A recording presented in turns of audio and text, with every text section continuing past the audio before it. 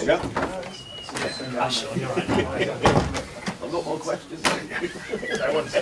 Just rerun it. Easy then.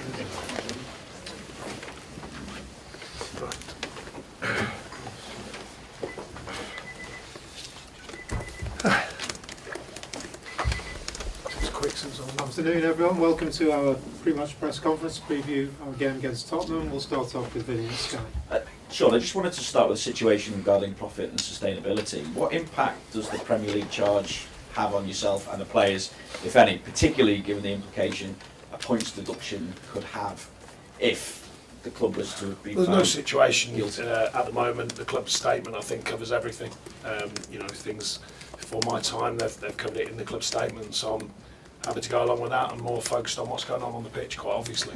Have you been given any further assurances, though, that the club has done no wrong? Because obviously Pep Guardiola's been in a bit of a different situation to yourself, but he was given assurances and said if the opposite was found to be true, then he would consider his position. So I think it covers that in the statement, from what they said. And the rest of it is down to the powers that be, to do anything they need to do. So the club have just assured me that the statement is correct, and then, as I said, the rest of it will go down to the powers that be to do what they have to do. in terms of planning for the future, does it impact at all on the ability to bring players in during the summer? Not that I know of. I think at the minute we're really focusing on what's going on now. Of course, there's background views of the future, but working with the squad now, working to get more points, quite obviously, and to make sure we get what we all want, which is to be in the Premier League. And with that background noise, what understanding do you now have as to why the fans are protesting against the board of directors of the football club? I think that was not relevant to any statements that are coming out. I think there's been a long-term thing. It's certainly from a distance. I don't think it was under the radar. I think it was apparent. The fans weren't happy about different things at the club. Since I've been here, I must say they've been terrific with us and the team. And that's all I could ask for when I got here. Because it's before my time. All the noise from fans about different reasons and different, how they felt that they wanted to put across their reasons, but I could only ask for them to back the team, and they have. They've been magnificent in doing so, and the team responded with that. So vice versa, we want that connection. We want to align with the fans, and it starts with on the pitch, and that's what we're trying to do. In terms of what you want to do on the pitch as well, how useful has the international break been? I'm just thinking Nathan Patterson obviously had a decent experience of minutes under the belt. James Garner getting minutes as well. Yeah, I think for that reason, and then some have got more minutes in other games, and then the group that are left behind, they got a few days off, but they've certainly done some work as well, and I think they look fresh actually, and the way they've trained in the last 3 days. So yeah, I've been pleased overall. Nothing too major come back on the injury front either, so that's helpful, particularly with Amma playing both games and stuff like that. So so far so good, and a couple of them are back in today, with Alex coming back in as well. So yeah, it's good to see that. So how is Dominic Calvert-Lewin as well? Has he trained with the group today? How close is he? He hasn't trained with the group, but he's back on the grass again and has been. So he's making progress, which is good. He had that tiny niggle on the injury, a slightly different area, but he's making very good progress. So we're happy with that at the moment. No timescale. Sure. No timescale. I don't do that anyway. And certainly when we're just trying to get him back to full fitness, as I call it, or as close to, of course. Do you feel, even without him at the minute, beginning to carry more of a goal threat, whether it's Damari playing through the middle, Ellis, Neil? Well, the stats have improved since we've been here, on some of the markers that you want, getting bodies in the box, getting better quality going into the box, getting better quality of chances, and of course different scorers. And I made it clear, it's always been my mentality, if players go out the side, then there's a good opportunity for someone else. And then beyond that, the responsibility is the whole team to score goals. And I think we're showing good signs of that, being productive from different areas of the pitch, in different formats, different ways, and trying to affect games. And I've always said effective football is what I want from the team, and we're showing good signs of that. Even with the change in management at Spurs as well, I suppose Spurs' goal threat doesn't really change too much. How do you go about keeping Harry Kane quiet, who's now England's all-time leading goal scorer? Yeah, fantastic, and congratulations to him. I'm lucky enough to know him a little bit as well, and fantastic fellow that he is, all-round professional. Look, he'll be aware it's not just about him. They've got good players there in general, but of course he's a threat. He has been season after season, and when he gets questioned, he certainly shuts the question down pretty quickly with what he does. But like I said, there's a good team there. I know there's a bit of noise there and varying things going on, it seems, but at the end of the day, they've still got a good group of players there, and we've got to be ready for that. Sure.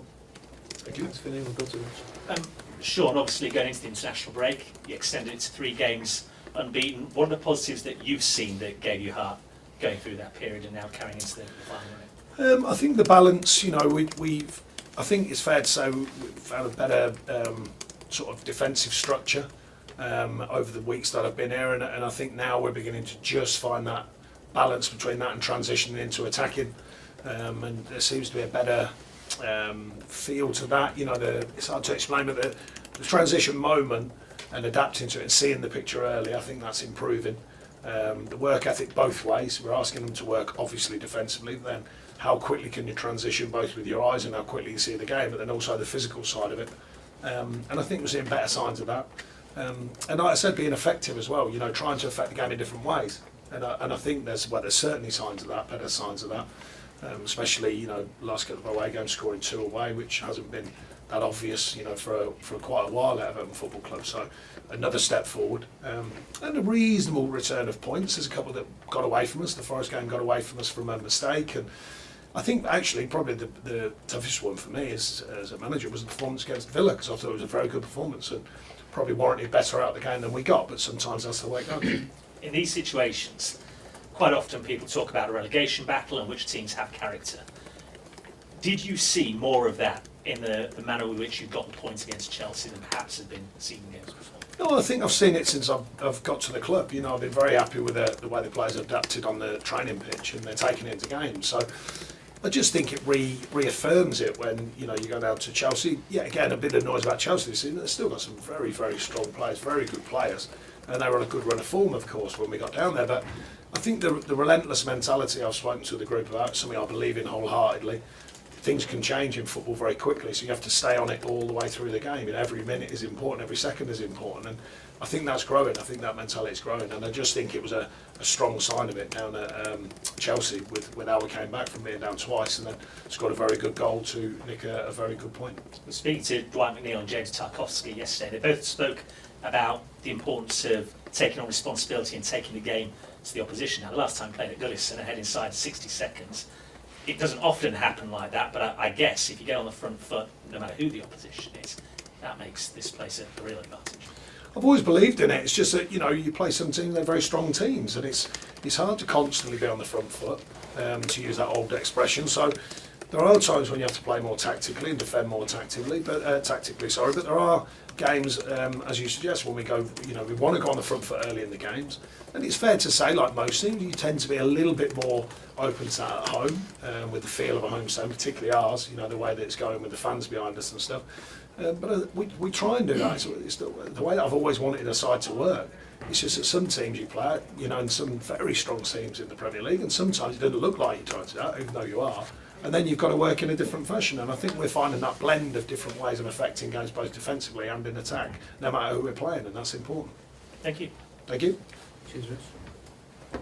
Yeah, Julie. Thank you. Hey, sure. Hey. You and Ellis Sims have both spoken about a conversation you had ahead of the Chelsea game about what I didn't see what he said. What did he have to say? What did he have to say? Do you want me to tell you? I'll ask him after. Yeah, he was very complimentary, don't worry. Well done him. The right answer. I just wondered, have you used this international break to work even more closely with him, particularly if Dominic isn't quite back?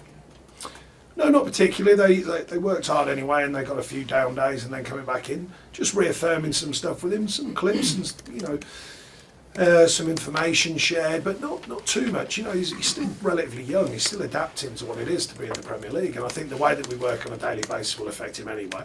And then just adding into it really with some analytics and the coaching staff showing some analytics and some feedback for him. But it's not solved. A player doesn't just become a good player straight away overnight. He's got a very good goal, a goal that we think he can score with his power and his pace. And now learning about his body, learning about using his body, that's going to be an effective part of his game.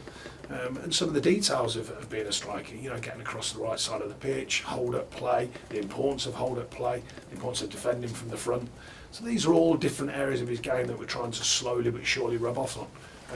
And he's going about his business quite nicely at the minute, and he's beginning to get what we're talking about. Some players, pick it up very quickly, some it takes a bit of time. But he's working at his game, which is good. Seamus Coleman was praised in the week for his performance for the Republic of Ireland. I just wondered, you know, he's somebody that seems to always, no matter which manager he's playing for, whether it's club or country, that they just seem to love everything that he's about. Since you've been working with him, how have you found him, and given the stage he's at in his career, how impressive is it, the performances? I think that, you know, it's something I got told very young. I've said it in many talks, many times in the media. Great attitude is everything, and he's got that. And you know, to every challenge that's come his way down the years, I bet you any money that's been part of the thing, and his talent, of course, but part of the thing that's got him through some awkward times so that he can enjoy the good times. And I think that's why everyone speaks so well of him, because his attitude towards everything, he's a good, just a good person to be around when you talk with him. He's good on the training pitch, the way he rubs off in his own style as well. You know, he is himself. He's very authentic. I don't think he tries to copy anyone with his style. He will speak to players in the way that he thinks is the right way, and he does it very well. And then behind that is, of course, his performance levels. I mean, since me and my staff have been here, he's been a joy. You know, the way he's performed both on and off the pitch. We want him to continue that, of course, but it's not a surprise to me that everyone spoke so highly when I got here about him, and of course, people in the game in general speak so highly about him. Nathan Patterson featured briefly, didn't he, for Scotland? Is he something that will be in your plans for Monday night, or is it still too soon? He's still a young player developing, and there's a lot more to come from him. But he got injured pretty quick, and now he's over that, which is good. I know he's played a bit early season as well here, so there's still a lot of development in him. But he's going about it in the right way now that he's fit, of course. And yeah, getting fantastic win the other night for them, and he got a little piece of it as well, which is great for him. Do you like working with the younger players? Well, it's my background, to be honest. People forget I came out of playing and went straight with an under-18 group at Watford and thoroughly enjoyed it. Learned a lot about myself, a lot about coaching, a lot about working with younger players. So it's certainly something that I've always believed in. But the idea of development has been part of the reason why I became a coach and a manager. I felt I could give something back that maybe I was missing in my career, or a better version of it. And that was my start point, and I still believe in it now. Whether you're Seamus Coleman or whether a young player just coming into the first team squad, I still believe that there's development to be had. You know, the game teaches you the most in your career, but there are ways that you can guide players to get more from what they learn as players, and I think we try and do that, and I like it when that happens, and I like it when it gets fed back to you. I saw a couple of players I've worked with in the week, had a bit of dinner with them. I caught up with Tom Eaton and Dave Jones, and they were sharing back with us, what they learned and how they felt about it when they were under us at Burnley. So I think that's a nice thing for coaches and managers, when that happens, and I enjoy that side of being a manager, a coach, whichever it is. Good luck for Monday. Thank you, Julie. Go to Andrew at Press Sausage. Thank you. Hi, Sean. Hi. Just on Tottenham, obviously it's been a turbulent couple of weeks there. Could it be a good time to be facing it? Look, all the things that get said about these times, and there's varying reasons why it gets said, of course, but at the end of the day, the whistle blows. You're playing against a good group of players without a shadow of a doubt. They're still going pretty well in the league for all the noise. They're certainly a side to be reckoned with, and you have to make sure that you're on your performance level. I say it all the time because it's important to remember it as a group. Anything that's helpful, if it is helpful, then we'll take it, of course. But it always starts with us. Every game starts with us. Are we prepared? Are we mentally and physically prepared? Are we organised? Do we know everything we've got to do to try and win a game? So that'll be my key focus, that's for sure. And from what you know of them, what would you expect from Christian Sweeney and Ryan Mason? Well, he had that spell of covering a few games, so I don't think there'll be radical. There might be radical change. I doubt it. We'll have to wait and see. But the good thing with the Premier League and the players that I've got here, they've experienced a lot during this season and other seasons for some of them, coming across different tactical situations, different playing styles, etc., etc. So you've got to be adaptable and flexible. So we will be. Thank you. Thank you. Thanks very much. Any further questions in the open section? No? Okay, we'll move on to the page.